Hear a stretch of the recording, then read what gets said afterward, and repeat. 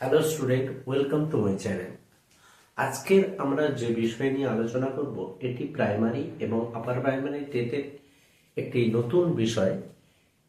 এটি হলো সামাজিককরণ বা সোশ্যালাইজেশন। তো এই সোশ্যালাইজেশন বা সামাজিকীকরণ জিনিসটা কি?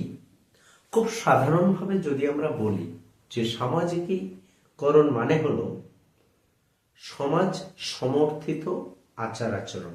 খুব সাধারণভাবে যদি আমরা বইয়ের ভাষায় না বলি, তাহলে খুব সাধারণভাবে আমরা সামাজিকীকরণ বা সোশ্যালাইজেশন বলতে বোঝায় সমাজ সমর্থিত আচার আচরণ। অর্থাৎ আমরা সমাজের সঙ্গে কিভাবে আমরা আচার আচরণ করছি, সমাজের সঙ্গে কিভাবে আমরা মিথস্ক্রিয়া করছি, তার মাধ্যমে আমাদের যে আচার আচরণ, সেই আচার আচরণের মাধ্যমে আমাদের সোশ্যালাইজেশন কতটা হয়েছে সেটা প্রকাশ পায়। এইবারে এই সামাজিকীকরণ সম্পর্কে বিভিন্ন সমাজতত্ত্ববিদ যারা বিভিন্ন সংজ্ঞা দিয়েছে, এইরকম একজনের সংজ্ঞা সম্পর্কে প্রথমে আমরা দেখব। তো সামাজিকীকরণ সম্পর্কে যে সমস্ত সমাজতত্ত্ববিদরা বিভিন্ন সংজ্ঞা দিয়েছেন, তাদের মধ্যে একজন উল্লেখযোগ্য সমাজতত্ত্ববিদ হল অকবার্ন এবং নিমকভ।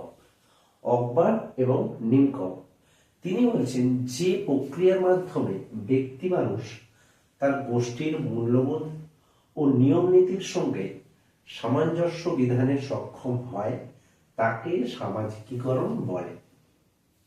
তাহলে অকবার্ন এবং নিমকভ ইনি বলছেন যে যে প্রক্রিয়ার মাধ্যমে, তাহলে প্রথমত সামাজিকীকরণ হলো একটি প্রক্রিয়া। প্রথমত সামাজিকীকরণ হলো একটি প্রক্রিয়া।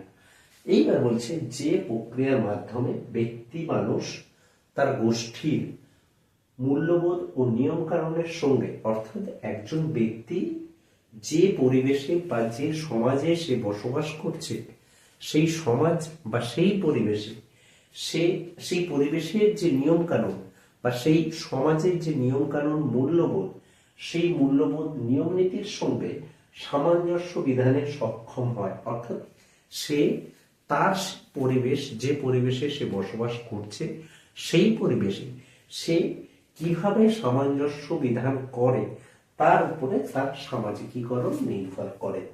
সেটাই বলছে যে সামাজিকীকরণে সক্ষম হয় তাকে বলে সামাজিকীকরণ। এটা হলো অকবার্ন এবং নিমকভের একটি উল্লেখযোগ্য সংজ্ঞা। তারপরে অপর একটি সংজ্ঞা যেটি আমরা দেখব, সেখানে কে এই সংজ্ঞাটি দিয়েছে, কে? Kingsley Davies.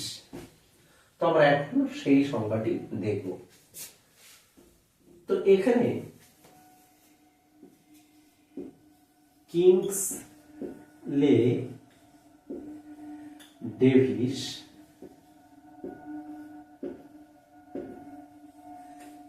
ডেভিস কি বলছে, যে যে প্রক্রিয়ার মাধ্যমে বা যে প্রক্রিয়ায়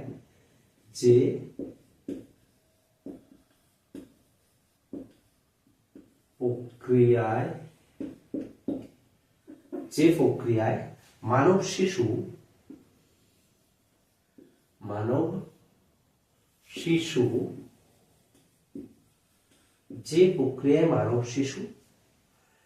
সামাজিক মানুষে পরিণত হয়, সামাজিক মানুষে পরিণত হয়,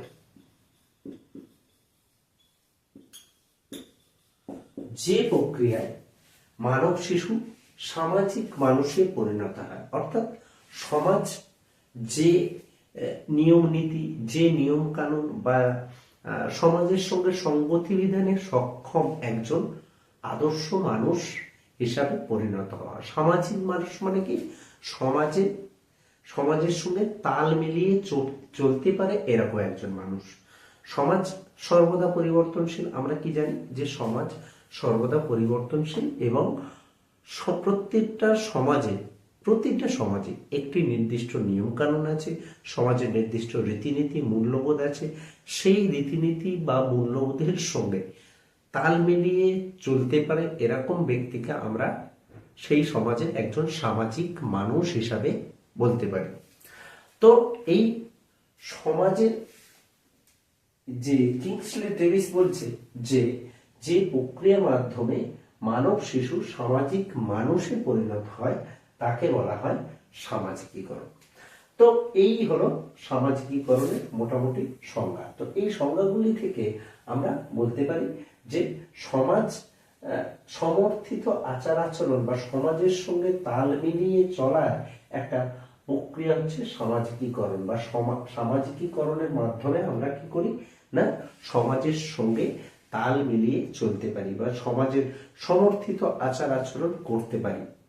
যত ভালো আমরা আচার আচরণ করতে পারবো তত আমরা বুঝতে পারবো যে আমাদের সামাজিকীকরণ সঠিকভাবে হয়েছে। তো এই হলো মোটামুটি সামাজিকীকরণের সংজ্ঞা। এইবারে আমরা সামাজিকীকরণের বেশ কিছু বৈশিষ্ট্য দেখব, যে বৈশিষ্ট্যগুলো থেকে আমরা সামাজিকীকরণ প্রক্রিয়াটাকে আরো ভালোভাবে জানতে পারব। তো প্রথম বৈশিষ্ট্য কি বলছে,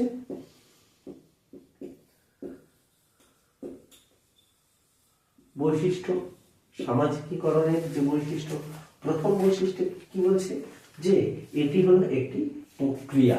তাহলে প্রথমেই আমি সংজ্ঞাতে আমি কি বলেছিলাম যে এটি হলো একটি প্রক্রিয়া,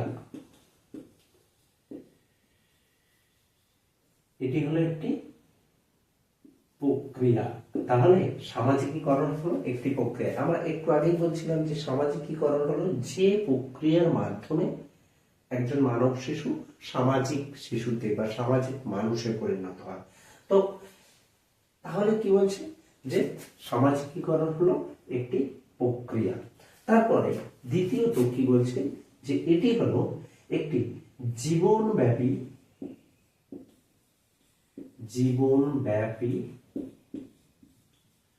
ও ধারাবাহিক প্রক্রিয়া,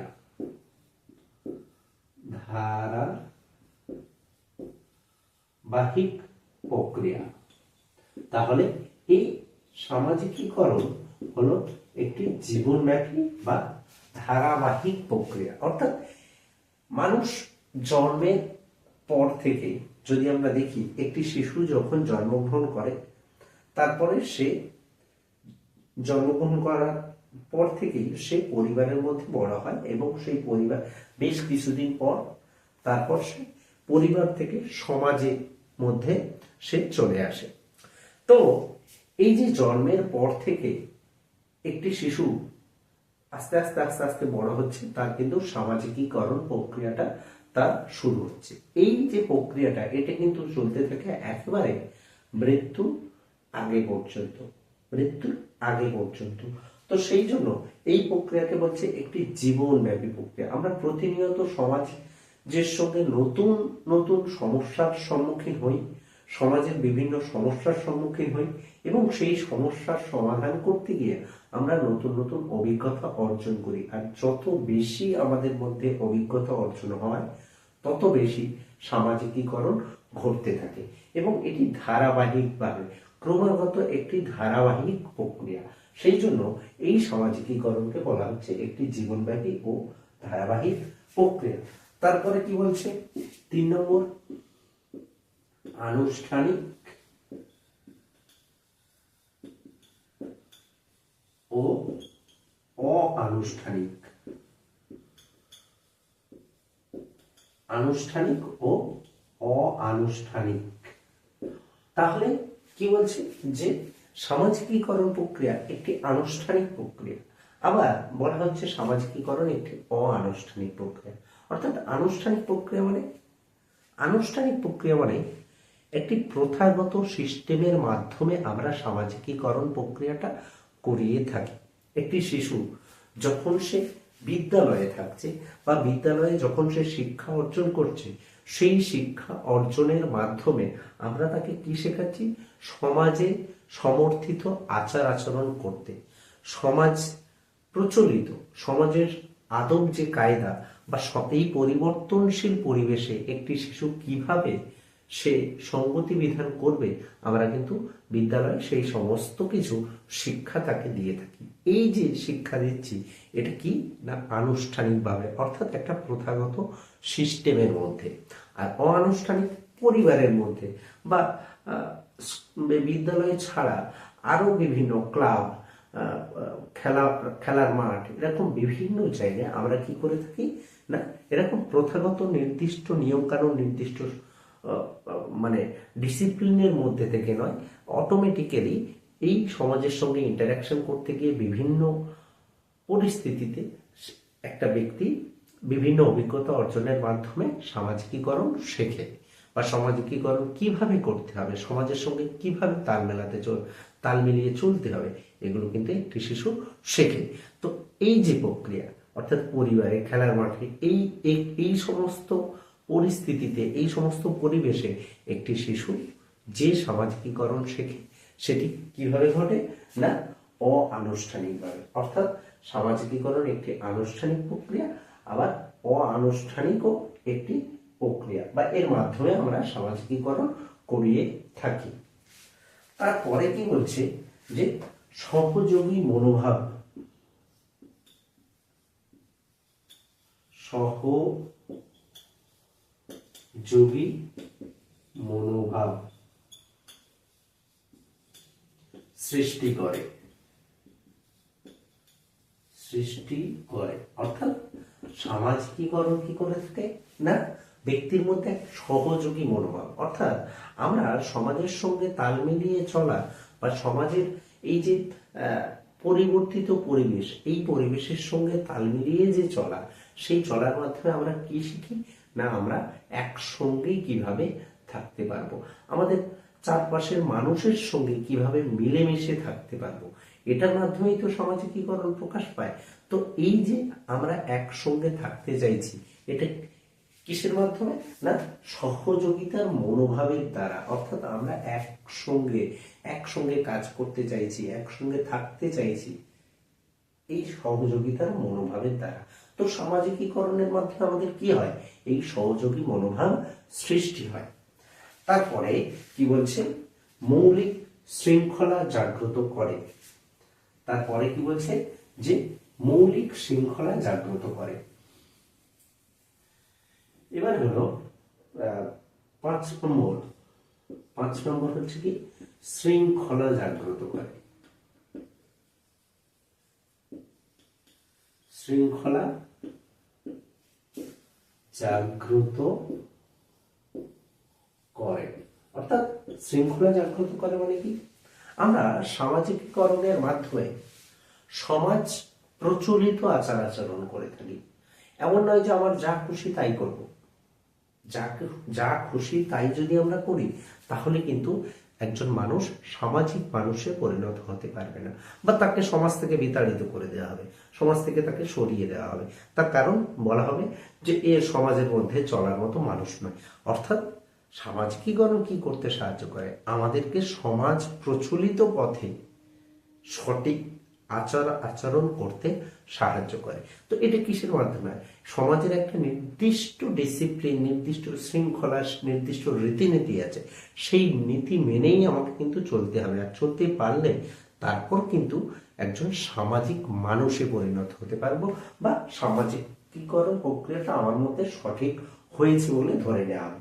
তো এটা কি করে থাকে না ওই যে শৃঙ্খলা, নির্দিষ্ট রীতিনীতি, সেই রীতিনীতি মেনে চলতে আমাকে সাহায্য করে, সেই দৃষ্টিভঙ্গি আমার মধ্যে গঠন করে।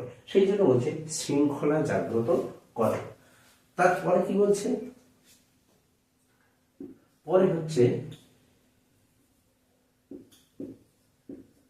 মানুষের আচরণ নিয়ন্ত্রণ করে। তারপরে কি বলছে মানুষের আচরণ নিয়ন্ত্রণ করে।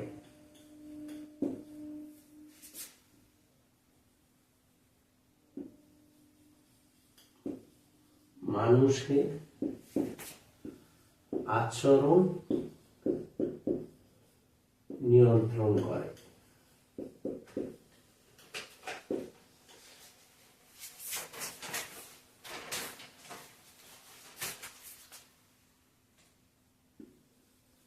তাহলে সামাজিকীকরণ কি করে থাকে? মানুষের আচরণ নিয়ন্ত্রণ করে। এই যে একটু আগে আমি যেটা বললাম যে আমরা যে আচার আচরণ করে থাকি সেই আচার আচরণ সমাজের রীতিনীতির সঙ্গে সামঞ্জস্যপূর্ণ হতে হবে। আমি আমার যা খুশি তাই আমরা কিন্তু করতে পারি না। আমাদের প্রত্যেকের মধ্যে একটা প্রবৃত্তি আছে যে আমি যা খুশি তাই করব। আমরা জানি, আমরা যদি ফ্রয়েডের যে তত্ত্ব, সেই তত্ত্ব আমরা দেখি, সেখানে আমরা দেখব যে সেখানে তিনটি সত্তা মানুষের মধ্যে আছে। একটা হলো ঈদ, ইগো এবং সুপার ইগো। এই যে ঈদের যে প্রভাব যদি আমাদের মধ্যে বেশি থাকে, তাহলে আমাদের মধ্যে এক বন্য যে প্রকৃতি বা আমাদের মধ্যে এক মানে এরকম একটা প্রকৃতির বা এরকম একটা টেন্ডেন্সির জন্ম নেবে যে আমরা যা খুশি তাই করব। তো আমরা যদি এটা করতে থাকি, যা খুশি তাই বা যেমন খুশি তেমন চলবো, আমার আচার আচরণের মধ্যে যদি কন্ট্রোল না থাকে, তাহলে কিন্তু আমাকে সমাজ থেকে সরিয়ে দেওয়া হবে। তাহলে কিন্তু বলা হবে না যে এই ব্যক্তিটা একটা সামাজিক ব্যক্তি। তো সেই জন্য আমার আচার আচরণের মধ্যে একটা নির্দিষ্ট ধরন, একটা নির্দিষ্ট নিয়ন্ত্রণ থাকতে হবে। আমার যতটুখানি যে জিনিসটা, যে আচরণটা, যে পরিস্থিতিতে যে আচরণ করা প্রয়োজন, আমাকে কিন্তু সেই আচরণ করতে হবে। যদি আমি সেই আচরণ না করি, তাহলে খুব স্বাভাবিকভাবে আমাকে বলা হবে যে এই ব্যক্তিটা আচার আচরণ ঠিক নয়, বা এই ব্যক্তিটা সামাজিক নয়, এই ব্যক্তিটা সমাজের সঙ্গে মানিয়ে চলতে পারে না। তখন কিন্তু আমার সামাজিকীকরণ সঠিক হয়েছে বলে ধরা হবে না। তো এই হলো সামাজিকীকরণের মূল বৈশিষ্ট্য। তো এটা গেল সামাজিকীকরণ কাকে বলে এবং সামাজিকীকরণের বৈশিষ্ট্য। তাহলে আমরা সামাজিকীকরণে 5-6টা বৈশিষ্ট্য আমরা দেখতে পেলাম। তো এর থেকে আমরা কি বুঝতে পারলাম?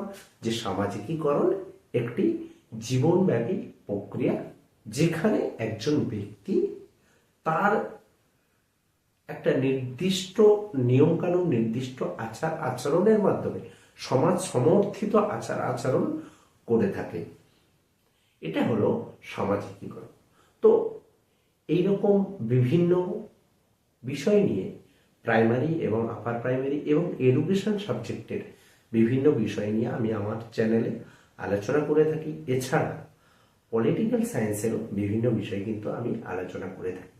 যদি চ্যানেলটি ভালো লাগে এবং বিষয়গুলি প্রয়োজন হয়, তাহলে চ্যানেলটিকে অবশ্যই সাবস্ক্রাইব করবে। আজ এ পর্যন্ত, ধন্যবাদ।